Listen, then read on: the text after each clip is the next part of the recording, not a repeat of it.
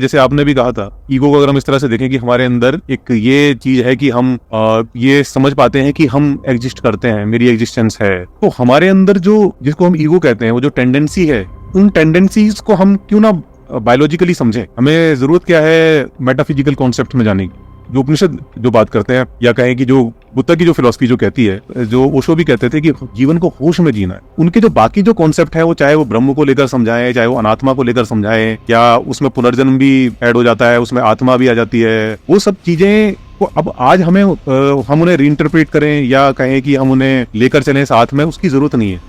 ये क्वेश्चन मैं अर्पित जी से यहाँ पूछना चाहती हूँ कि नहीं, आप सही बोला आपने कि भाई कोर फिलॉसफी पकड़ो और ये वो, तो फिर आप मुझे बताओ कि आपने कहा कि आपने ओशो की बात की, आपने गौतम बुद्धा की बात की कि दुख को ऐसे समझो वैसे समझो, आप फिर क्यों फिलॉसफी की बात कर रहे हैं? अगर फिलॉसफी की जगह बायोलॉजी को समझा जा सकता है तो आप मुझे बताइए कि आप अभी फिर बायोलॉजी के टर्म्स डिस्क्राइब कीजिए ना। गौतम बुद्धा का दुख क्यों बता रहे हैं? आप भूल जाइए उसको, ओशो को भी भूल जाइए। अगर फिलोसोफर्स की कोई वैल्यू नहीं है, ईगो को बायोलॉजी अगर डिफाइन कर सकती है, तो फिर दुख तो बायोलॉजी का वर्ड नहीं है ना, दुख तो फिलोसफी का वर्ड है, उसे आप यूज ही क्यों कर रहे हैं? फिर बायोलॉजी का कोई वर्ड यूज कीजिए या साइकोलॉजी का यूज कीजिए।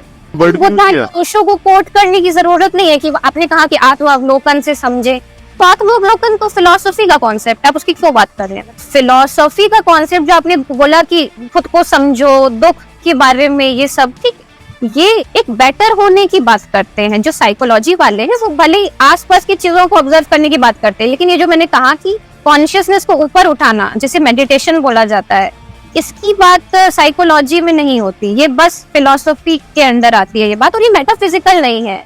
ईगो बेटर होता है, हर किसी की चेतना अलग अलग लेवल पे होती है, तो आप एट द एंड तो उसी की बात कर रहे हैं ना, वरना आप फिर बोल दीजिए कि बेटर हो ही नहीं सकता। अगर सही में बस साइकोलॉजी को पकड़ना है तो बोलिए कि फिर आप न्यूट्रल स्टेट में, क्योंकि साइकोलॉजी भी यही बोलता है वेस्टर्न की न्यूट्रल स्टेट है, पॉजिटिव स्टेट पॉसिबल नहीं है। पॉजिटिव स्टेट की बात कर रहे हैं आप, तो मतलब आप मेडिटेशन की बात कर रहे हैं, चेतना को बेटर करने की बात कर रहे हैं, तो वहाँ फिलोसफी आ जाएगी ना।